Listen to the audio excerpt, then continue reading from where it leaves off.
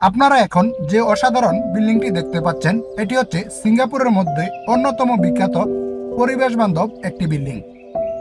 দেখেই যেন মনে হচ্ছে কংক্রিটের শহরের মধ্যে একটি ঝুলন্ত সবুজ বন। এই ভবনটির নাম হচ্ছে পার্ক রয়্যাল কালেকশন পিকারিং।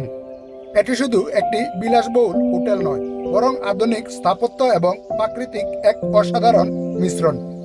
দেখলেই ভালো করে বুঝতে পারবেন ভবনটির ডিজাইনে এমনভাবে গাছপালা লাগানো হয়েছে যে যেন পুরো বিল্ডিংটি একটি পাহাড়ি সবুজ বাগান। চারদিকে সবুজ গাছ, ঝুলন্ত বাগান আর খোলা পরিবেশে ভবনটি অন্যরকম সৌন্দর্য দিয়েছে। সিঙ্গাপুরকে একটি গার্ডেন সিটি বলা হয়।